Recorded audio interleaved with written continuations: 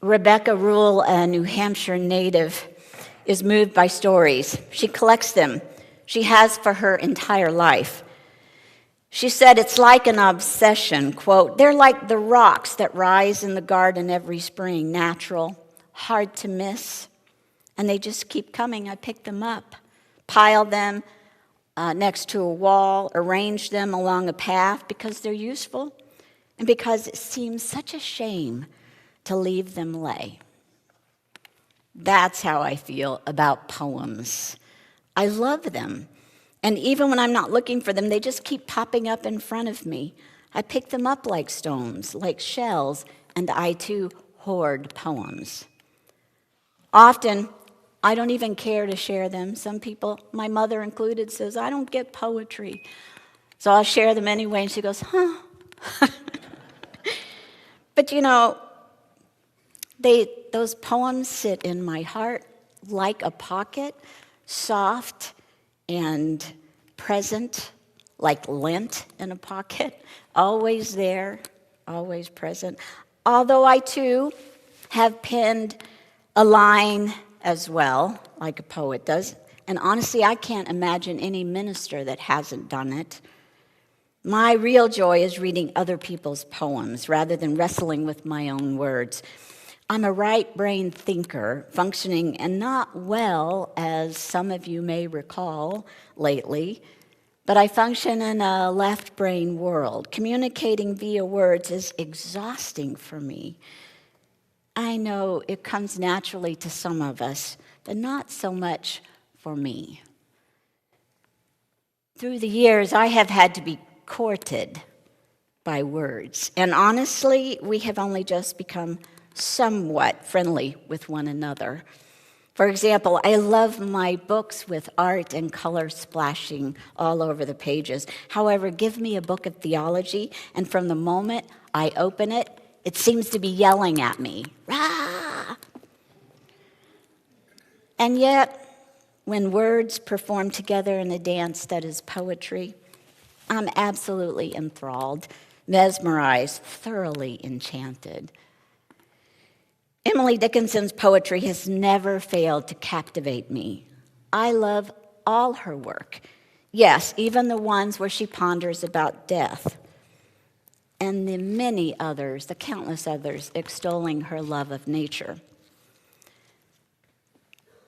She wrote, bring me the sunset in a cup, reckon the morning's flagons up, and say how many do. Tell me how far the morning leaps. Tell me what time the weaver sleeps. Who spun the breadths of blue? Write me how many notes there be in the new robin's ecstasy. Among astonished boughs, how many trips the tortoise makes. How many cups the bee partakes, the debauchee of dew.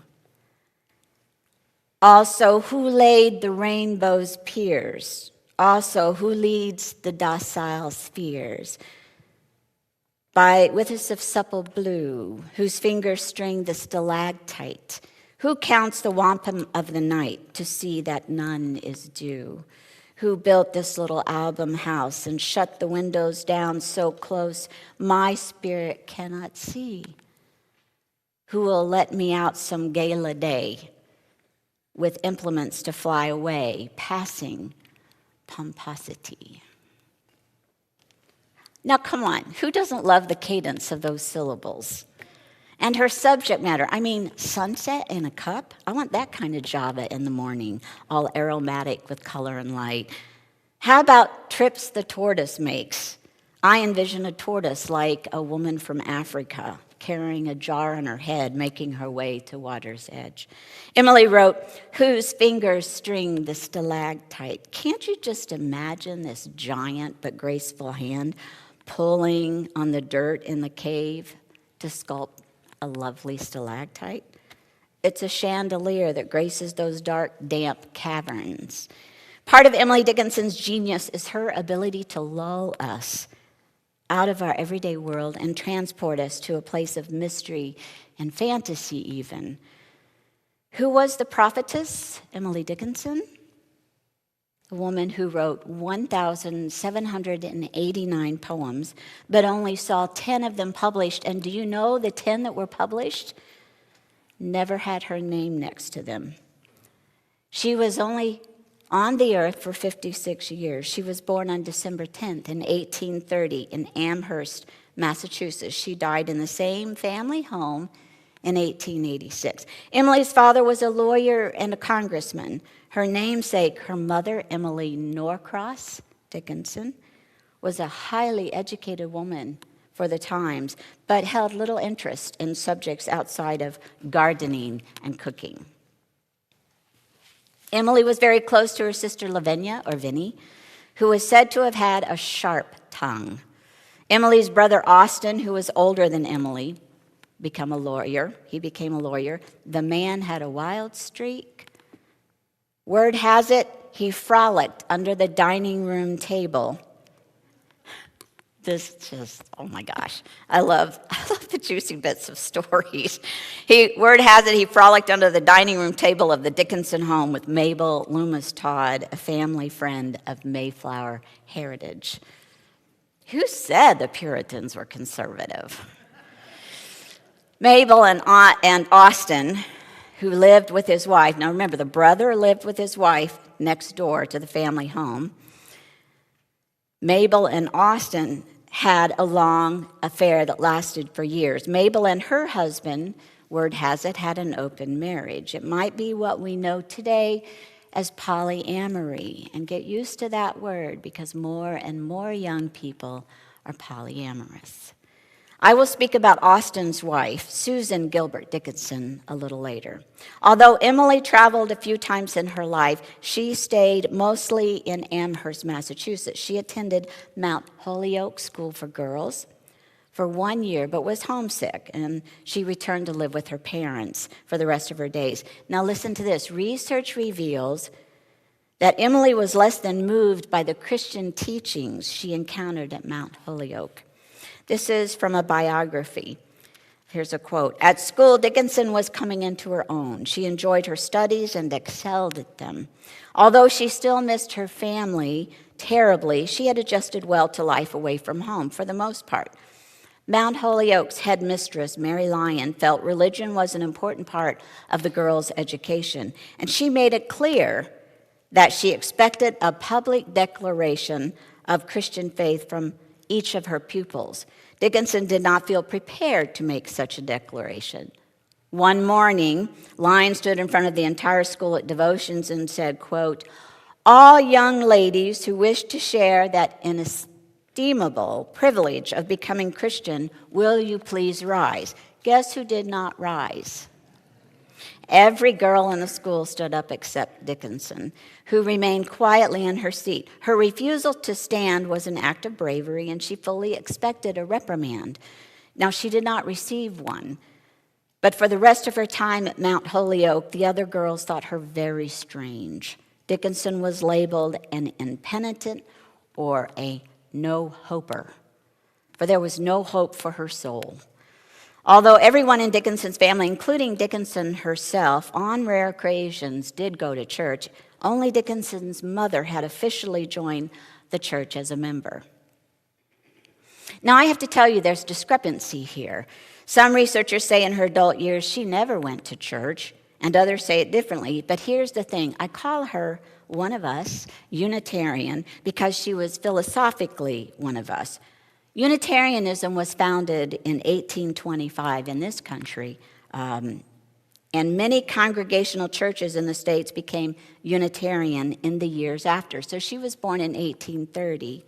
Unitarianism was, now even though it arrived on our shores in the 1700s, it was officially formed in 1825. So a lot of the congregational churches, if you have a friend or family member who is a Congregationalist, there is a little heritage, shared heritage. Many of them became Unitarians. So really now, it is difficult to put a modern-day title on the life and inclination of a person who is long past. And yet, Emily self-professed that she was a pagan author in the sense that her inclinations were highly unorthodox for the times. Researchers point out that Emily valued primacy of experience Sound familiar? Over doctrinal belief and liturgical practice. Viewing Emily Dickinson's work through a contemporary lens, I embrace her as one of us because, like Emily, who here in this room or on Zoom has ever felt uncomfortable in a more conventional religious setting? I wonder if she might have been a religious naturalist. There are many religious naturalists in our Unitarian Universalist movement.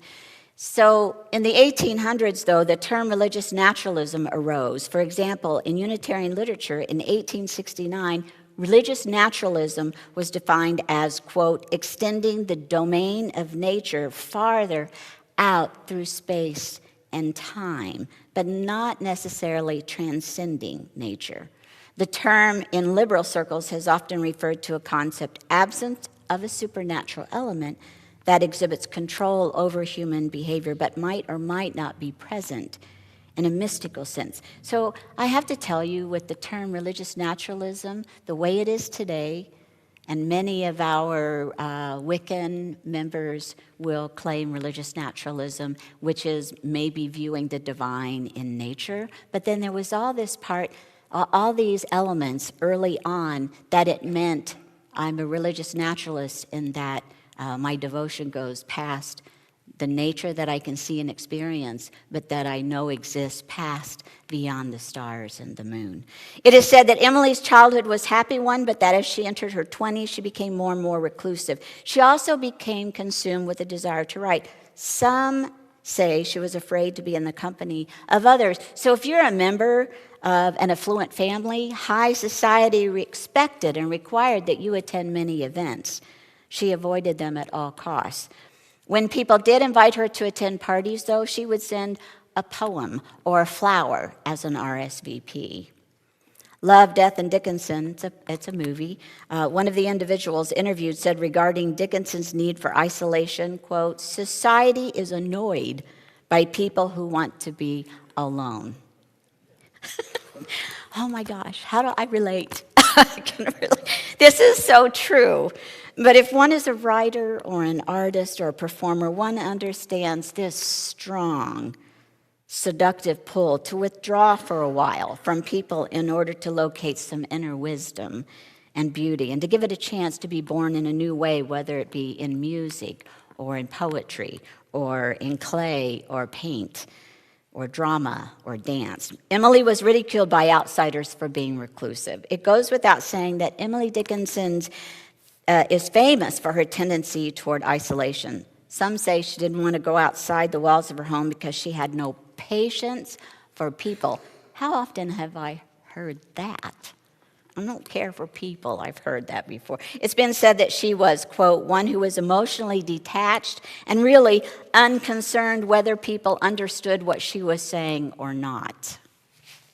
For Emily, it appears the birds, the flowers, the animals she encountered on her walks in the woods, those were her closest friends. It seems she would rather spend her time with nature instead of people who prattled on incessantly about things that didn't matter, she thought. As I stated early, Emily's family was well-to-do. It's good that she lived in a wealthy family, for she was afforded that opportunity to stay within the confines of her home. She had a roof over her head, food to eat. She had the luxury of time. In fact, she had time to reflect, ponder, write, and she didn't have to concern herself with material needs. She never married. Neither did her sister, Lavinia. She appeared to have everything. Even when she left school and moved home, she didn't have to worry about how to make a living or how to marry, so she would be provided for.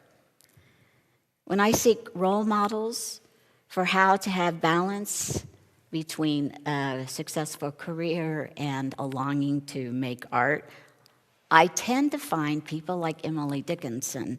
And when I do, I have to dig a little deeper and find out who the benefactor is, the family member, the loved one, the friend that supports them. On the one hand, I can relate because I understand her desire for solitude. I'm an introvert. I, too, get energized from time alone. Doesn't mean I don't love people. It doesn't mean that I don't need to be around people. It just means I get energized when I have a little time alone. But I'm idolizing a person who was wealthy and was afforded that kind of gift.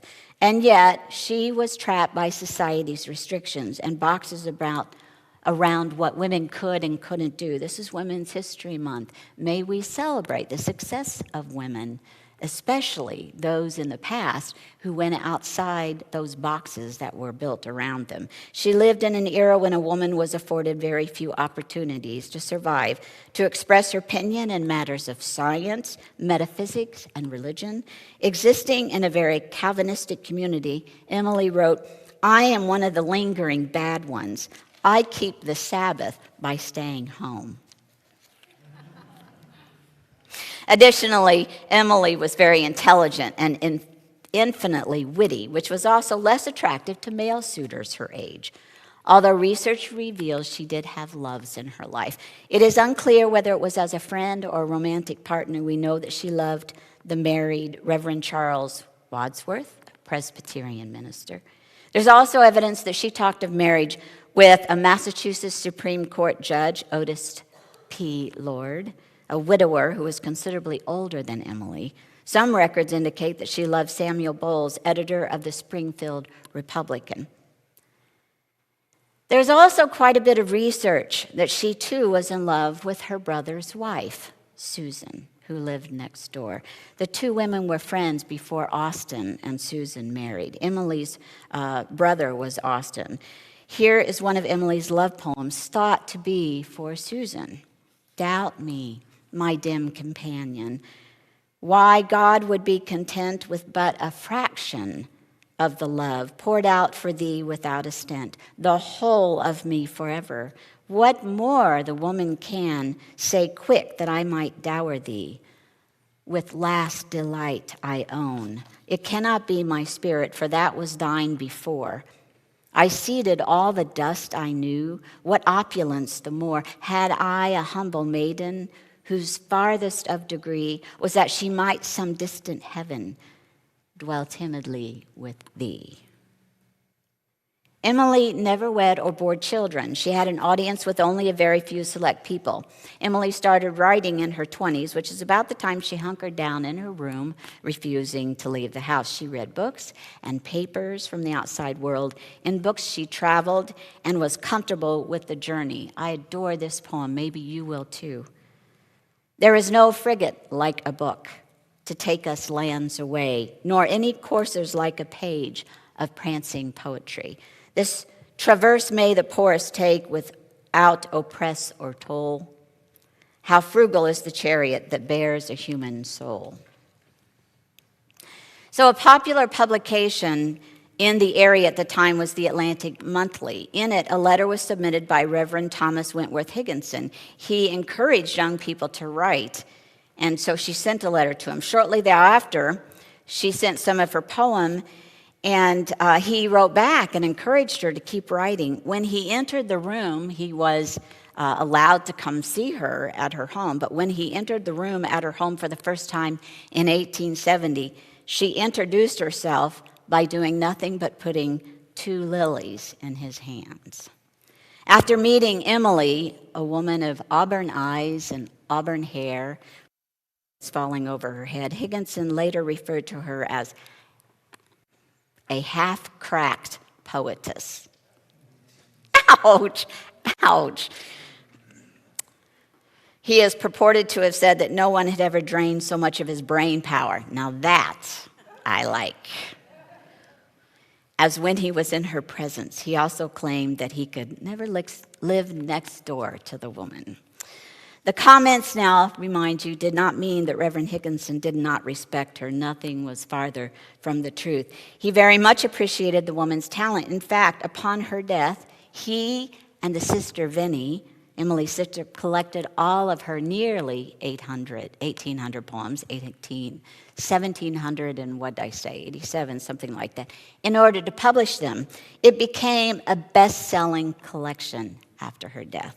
As Emily grew older, she would wear only white, hence Soledad's reference to Emily's white over here. She was obsessed at times with death and even morbidity. Biographers agree that it wouldn't have been too unusual for the times to be consumed with thoughts of death. Since many people, young and old alike, we are so far from that thought, right? Except during COVID. And wasn't that a frightening time to live?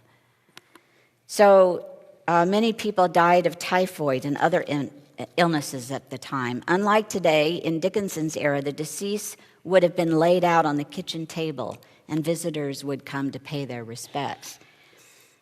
Emily was said to have been very shy and so sensitive that she was shaken to the core when loved ones passed away. For example, she grieved terribly when a young nephew died. So the honesty of the poet's words never ceased to amaze me. No wonder people thought Emily was odd. She was doing a strange thing, wasn't she?